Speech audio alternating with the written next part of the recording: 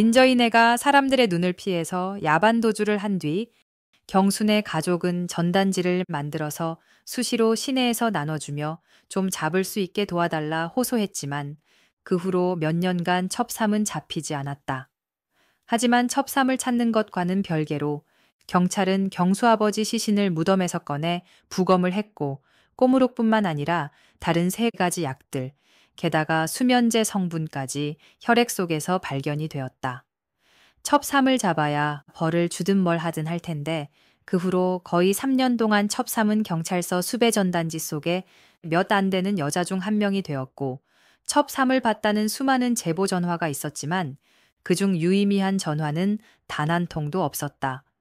경수가 우리에게 처음 이 얘기를 했던 대학교 1학년 1학기 때도 첩삼은 여전히 수배 중이었다. 긴 여름방학을 마치고 2학기 개강날 우리 과 친구들은 수업이 끝나고 모두 냉삼을 먹으러 갔다. 우리는 방학 동안 못 나눈 얘기들을 실컷 나누며 냉삼에 소주를 마시기 시작했는데 그 냉삼집에 있는 TV에서 뉴스가 엄청 크게 나오고 있었다. 근데 그 뉴스 중 하나가 경기도 안성에 있는 어떤 산속에 있는 비닐하우스 불법 도박장을 경찰과 기자들이 급습해서 거기서 도박을 하던 남녀 40여 명을 검거했다는 소식이 흘러나왔다. 우리는 그 뉴스를 보면서 도박에 손댔다간 패가 망신하기 십상이다 이런 얘기를 하고 있었고 검거된 사람들이 포승줄에 묶여서 경찰 봉고에 오르는 모습이 나왔다. 그중 한 여자가 기자의 질문에 불법인 거 모르고 따라왔거든요. 지는 고마 좀 풀어주이소. 얼굴이 살짝 보이게 인터뷰를 했는데 그 뉴스를 보던 경수가 갑자기 TV 앞으로 가서 그 여자 얼굴을 뚫어져라 보더니 어딘가로 막 전화를 거는 거다. 누나, 민저희 엄마 뉴스 나왔다. 경수는 누나와 전화를 마치자마자 내일 학교에서 보자는 말을 남기고 택시를 잡아타고 안성경찰서로 향했고 누나 2명도 거기서 만났다. 유치장에 갇혀 있던 첩삼은 경수와 누나들을 보자 눈물을 흘리며 말했다. 너가 아버지 안 죽였다. 내 어딜 봐서 그래 나쁜 년으로 보이노. 내 좀 여기서 꺼내줄 수 없나? 하지만 첩삼은 경수 아버지 살인죄 외에도 첫 번째 남편을 죽인 혐의와 거기에 불법 도박 혐의까지 더해서 법의 심판을 받게 되었고 항소를 거듭했지만 징역 22년을 받고 감옥에 수감됐다. 전 남편은 사망 직후 화장되어 심증은 있지만 물증이 없어서 더 이상 수사는 불가했고 이걸로 기소도 못했는데 남편 사망 후 몇억 원의 보험료를 받은 것까지 추가로 확인되었다. 재판은 거의 2년 여간 계속되었고 그래도 첩삼을 감방에 쳐넣은 걸로 해피엔딩으로 마무리가 되었다. 그런데 내가 이 이야기를 시작하기로 결심한 건 놀랍게도 경수 아버지 때문이 아니다. 바로 경수 때문이다. 경수는 고향에 오래 사귄 여자친구가 있었는데 이 여친은 고교 졸업 후 고향에서 직장에 다니고 있었고 대학 생활을 몹시 동경해서 가끔 우리 학교에 와서 같이 밥도 술도 먹고 가고 그랬는데 2학년 말 경수가 군입대를 준비하던 시절 여친이 덜컥 임신을 한 거다. 그것도 쌍둥이를. 여튼 경수가 첫 휴가를 나왔을 때 쌍둥이 임신이다 보니 개월수가 많이 안 됐어도 이미 경수 와이프 배가 만삭에 가까웠을 때 부랴부랴 결혼식을 올렸고 우린 둘이 아니 이제 곧 넷이 잘 살기를 바랬다.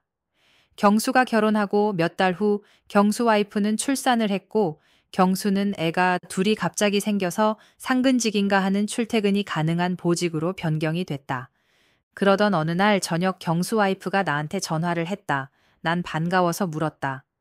애기들 잘 크고 있어요? 근데 와이프가 울면서 얘기를 했다. 우리 갱수 어디 있는지 혹시 알아 얘? 예? 경수가 집에 안 들어온 지 3일이 넘었다는 거다. 경수가 집에 안 온 지 3일이라니. 그게 무슨 소리예요, 은주 씨? 아무래도 갱수한테 여자가 있는 것 같아 얘. 지는 웃자면 좋습니까? 아들도 어린데 소연 씨 지 좀 도와주이소. 아니 핏덩이 딸 쌍둥이를 두고 바람이라니. 아니 이제 결혼한 지 몇 달도 안 됐는데 이 미친 새끼. 난 혹시 찾으면 연락드리겠다 약속을 하고 경수랑 친했던 남자 동기들한테 전화를 걸어야겠다 생각했다. 그중에서도 경수랑 제일 친한 이루기한테 제일 먼저 전화를 했다. 일루가 너 혹시 경수랑 연락돼? 아니, 와이프가 전화해서 얘가 여자가 있는 것 같다면서 3일째 집에 안 오고 있대.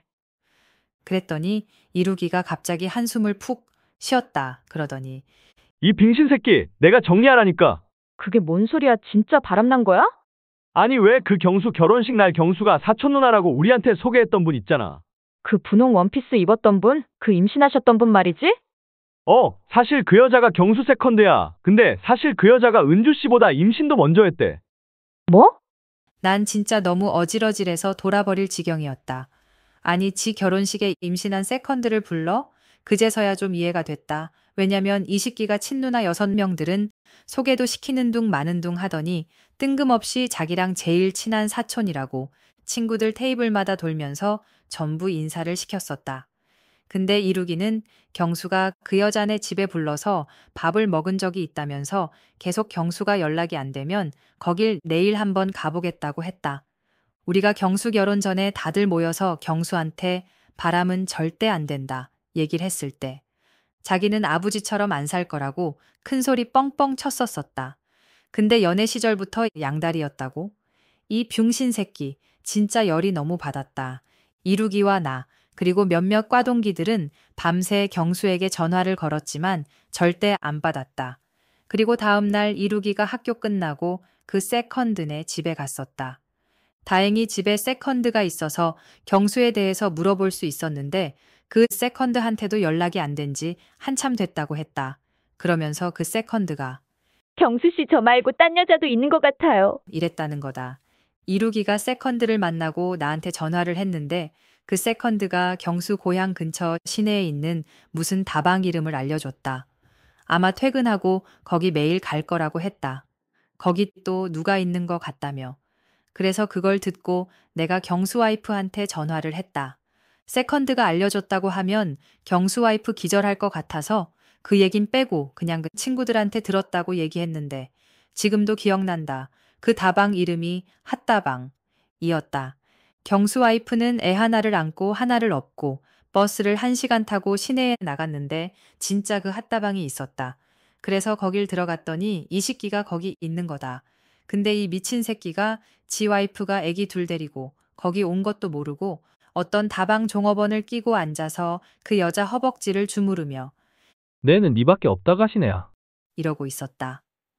은주 씨가 그 테이블 앞에 한참을 서서 보고 있는데도 모르더니 나중에 은주랑 애기들 발견하자마자 귀신 본 것처럼 놀라서 다방 뒷문으로 도망쳤다. 경수 와이프는 그 길로 바로 시댁으로 가서 자기가 본 걸 경수 엄마한테 다 얘기했고 경수는 며칠 후에 그 다방에서 잠복하고 있던 누나들한테 잡혀서 집으로 끌려가서 뒤지게 두드려 맞고 한 3개월은 비교적 조용하게 보냈다. 근데 집어릇게 못 주더라. 석 달 후 어느 금요일 경수가 학교 과방에 나타났다.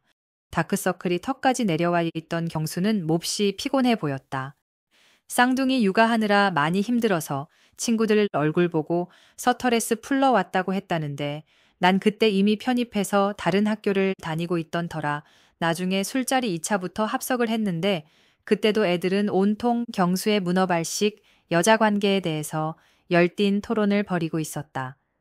경수는 세컨드는 애를 입양을 보냈고 딴 남자랑 새로 시작했고 자기랑은 이제 완전 끝났다 했고 그리고 결혼식에 부른 것도 본인이 부른 게 절대 아니고 세컨드의 의지였다고 변명 같지도 않은 변명을 했고 핫다방 미스정과도 이제 거의 정리해서 이젠 은주만 보고 산다고 자기 한번 믿어달라 막 얘기를 했다.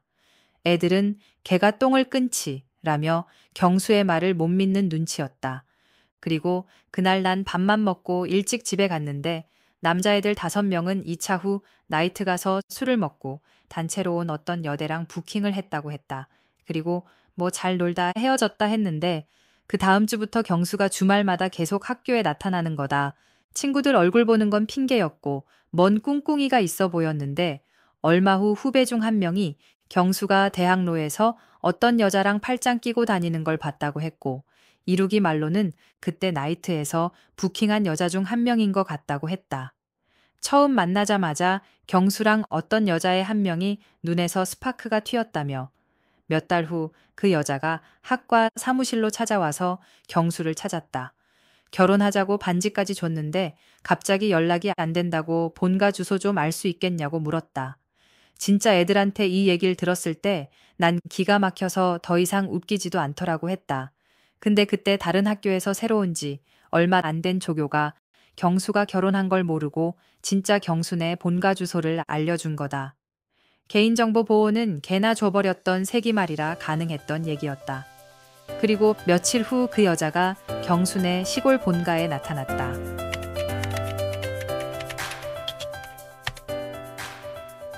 좋아요, 댓글, 구독 잊지 마시고 댈러스 만담꾼의 더 많은 흥미진진한 이야기를 함께하세요.